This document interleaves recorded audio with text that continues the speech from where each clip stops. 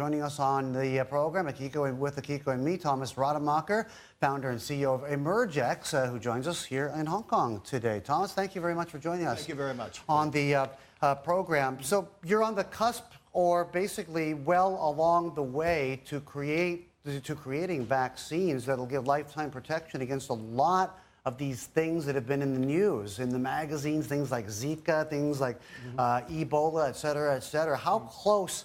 Because whenever you talk in medical terms, you know, the research part, the clinical part, the actual consumer part sometimes are years and years apart. How close are we talking? No, I think we're talking very close. So I think we're really within the next year. And I think a lot of this is come up because there's really a global need at this point in time, really a very, very huge global need for what's called vaccines on demand, and the ability to produce these things, let's put it this way, prior to the epidemics. In other words, because a lot of these disorders or diseases, of course, you can't test. You can't say vaccinate somebody and then see if and give them Ebola to see if it works. Right. So you have to have the vaccines ready before the epidemics. So there's been a real change in the way a real rethinking of the vaccine development world to have these things ready to go forward. Right. What does that demand look like here in Asia? Pardon? What does that demand, when you talk about this change here that we're seeing vaccines on demand, how's that change here in Asia?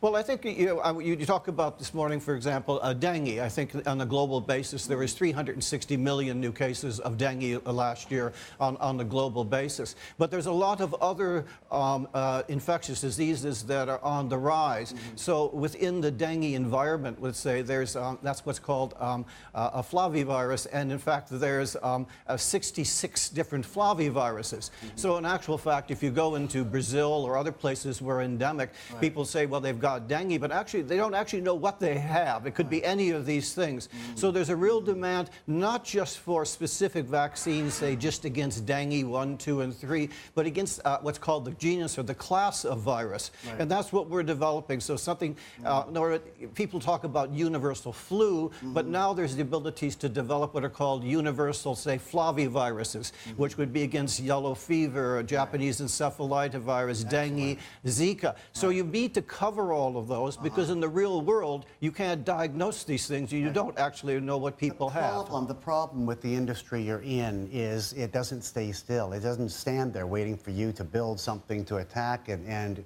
eradicate it. You know, here in Hong Kong, we were the epicenter of SARS in 2003, and that coronavirus mutated. It kept mutating to the point where they couldn't come up with a vaccine for it. I mean, this last flu season, the WHO called it all wrong. I mean, there's a lot of guesstimation involved, but they didn't think, nobody knew that H3N2 was going to be the dominant strain, and they got it wrong. And you know, that created an environment where the flu shots this year were only marginally useful. How do you navigate? How do you get around all this? You get around that because traditionally what you're referring to is many vaccines are designed to go after what's called the surface of the virus. So with flu, it changes every year. But on the other hand, flu is within what's called the genus influenza. So avian, swine flu, or whatever it is. And there's a reason there's a reason we call it influenza, because there's actually something in common amongst all the influenza, which is the basis of that.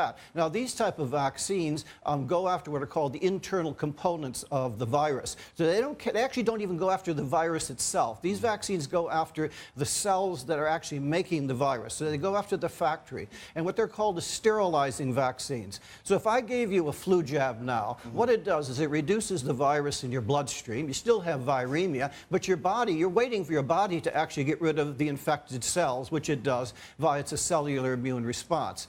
And that is a commonality amongst these things. So the issue here of whether it's H2N3 or H5, it doesn't matter anymore. And that's the basis. Everything is switching to going after these common component viruses, bits of the viruses now. Right. Thomas, we're almost out of time, but I just want to get your quick thoughts on this conversation that's happening over in D.C.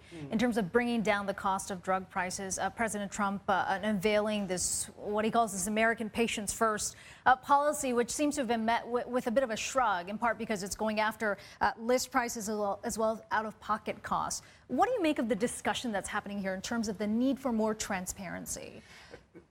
Look, I think I'm talking specifically in the vaccine world, but of course, the idea is, of course, you have to have affordable vaccines. If you're going to produce 360 million doses and treat developing countries, whatever it is, you can't charge $100 or $200 a dose. Yeah. You have to make it into the 20 or 30 pence a dose. Right. So we have to make affordable medicines now, right. And I think this is now changing. Okay. Thomas, thank you very much for your time. Akiko and I aren't going to keep you here on the show talking to us. We're going to let you get off and get back and heal us all, okay? Okay, thank you very much. Thank you, Thomas. Thomas Rademacher from Emergex.